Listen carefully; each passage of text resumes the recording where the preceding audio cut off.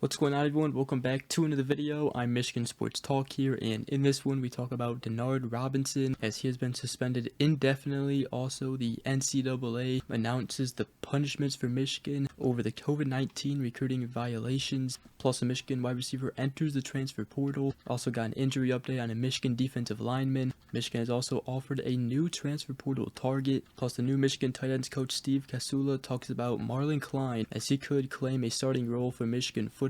We also got some recruiting news on Alex Graham and Eljah Melendez. It's all going to be in this video and more, so let's go ahead and get right into it.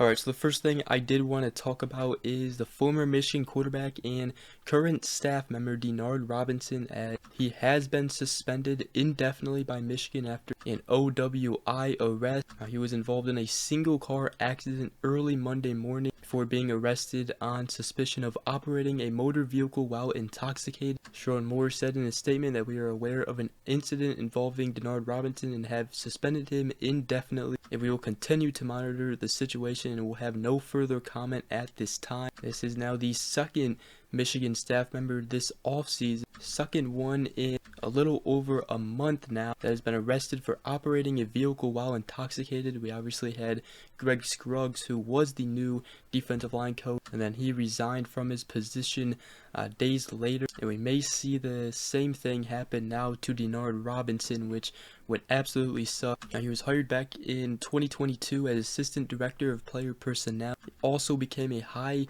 profile addition to the recruiting department. Obviously, Denard Robinson is a big name around Michigan given his success as a player, so this definitely sucks, and it's really got to stop, with all the staff members, because it is not helping Rayshaun Moore out at all in his first year here at Michigan. Then the next thing I wanted to talk about is the agreed upon settlement between NCAA and Michigan over the COVID-19 recruiting violation. And the NCAA announced its finding, and in the release it announced that Michigan and 5 individuals who currently or previously worked for its football program have reached an agreement with NCAA enforcement staff on recruiting violation and coaching activities by non-coaching staff members that occurred within the football program and the appropriate penalties for those violations. Now, Michigan fans all know these violations as Burgergate. Now, in the terms of agreed upon punishments for Michigan, the NCAA stated that it would include 3 years of probation for the school,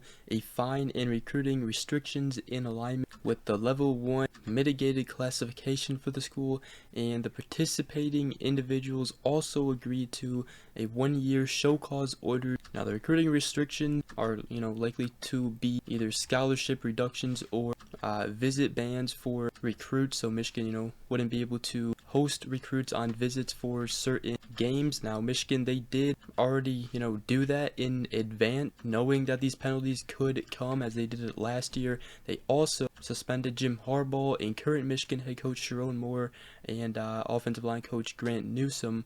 They served 1-game suspensions. Jim Harbaugh served a 3-game suspension at the beginning of the season, again in advance, to get ahead of the NCAA's eventual penalty. So basically, this is not really a serious or big deal for Michigan. They really shouldn't have anything to worry about. It's just a slap on the wrist from the NCAA, as it should have been, because the whole COVID-19 recruiting violations and Burgergate was all just so stupid, and we all know there is much bigger things going on right now around college football. But real quick here, I did want to talk about Michigan wide receiver Christian Dixon, as he has entered the transfer portal as a grad transfer. He was a former 4-star prospect who earned limited opportunities through 3 seasons with Michigan. Didn't get to see too many opportunities on the field. He was a team player, did what he had to do for the team to win, and now he will transfer and try to get a bigger opportunity elsewhere. So best of luck to Christian Dixon. Then I also wanted to talk about what a couple of Michigan coaches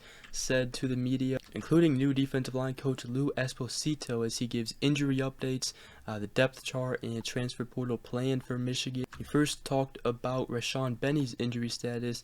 He said he's still injured, not available to play, but he's done an unbelievable job this spring coaching guys and helping guys out. Now, he did say that he should be back for fall camp and he'll be ready to rock, so good news there. Rayshaun Benny obviously injured his leg in the game against Alabama in the Rose Bowl. And talking about the talented defensive line room, he said that the biggest thing I told them is that we are not trying to reinvent the wheel. I'm just trying to get you better. Anything I can do to get guys better right now. He also talked about a couple of players who have stepped up on the interior.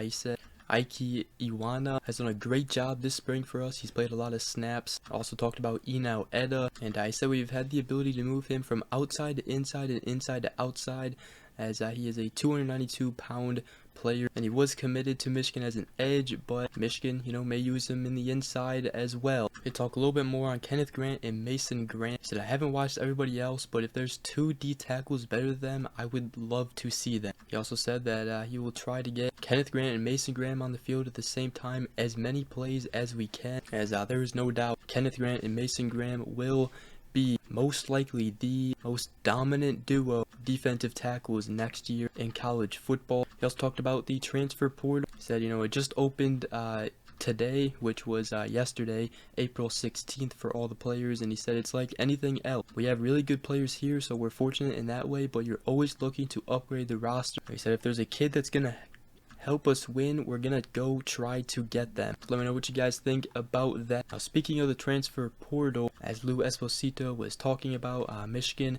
they have offered Kent State defensive tackle transfer CJ West. He's a 6'2", 315-pound defensive tackle. Also has offers from Texas A&M, Arkansas, Wisconsin, Colorado, Kansas State, Miami, and others. He will have 1 year of eligibility remaining. Now in 2023, this past season, he had 40 total tackles, including 20 of them solo, 2 sacks, 1 forced fumble, and 7 tackle for losses. He does have a connection with Michigan. He played high school football with former Michigan quarterback J.J. McCarthy and current wide receiver Tyler Morris at Nazareth Academy. So pretty cool there. Michigan going after the Kent State defensive tackle transfer CJ West and have already offered him. And then tight ends coach Steve Casula also talked to the media, and he talked about Marlin Klein. Now obviously, the attention is on Colston Loveland. He's going to be one of the best, if not the best, tight end college football next season. But the guy behind him and at tight end 2 may be Marlin Klein. He said there's nothing on a football field that Marlin probably can't do. We feel comfortable. If Marlin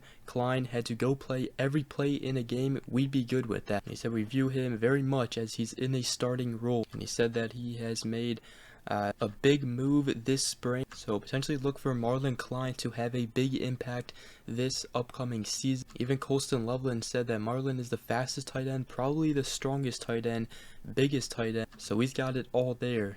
He said that earlier this spring, and that Grant Newsome also said that he's a guy who had progressed this year and a guy who didn't have a background in football as deep as many guys, just being from Germany, but he said he has all the physical tools in the world, and probably the most talented guy in the room from a pure physical standpoint. Now, Steve Casula, he did say, tight ends are counted on in big games. Look at huge moments in the 2023 season, whether it would be a long touchdown run against Penn State, long touchdown run in overtime by Blake Corum against Alabama. Blocking is key, and he said in addition to Colston Loveland, Max Bredesen is also an important player that we have. He said he established our run an identity in terms of running the football. Bredesen is vital to that. But now the next thing I wanted to talk about is some recruiting news, and the first is an update on Alex Graham, the 2025 4-star safety. Now, he talked about it. He is set to make his announcement on April 26th. It is between Michigan and Colorado right now. It doesn't look good for Michigan right now, though.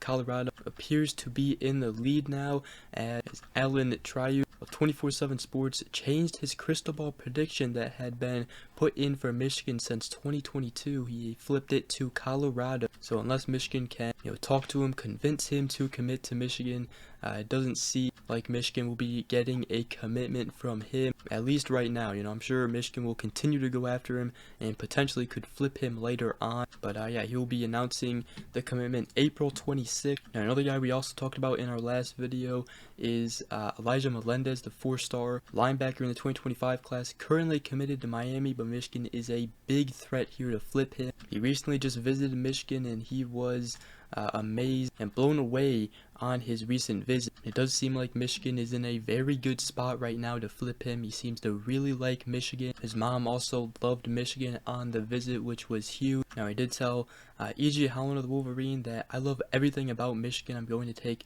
one of my official visits there, but it'll be hard to say no to Michigan. They impressed me as much as they needed to. So there's some good recruiting news there. At least Michigan has a very good chance to flip Eljah Melendez. But with that, that's going to wrap up today's video. Hope you guys did enjoy.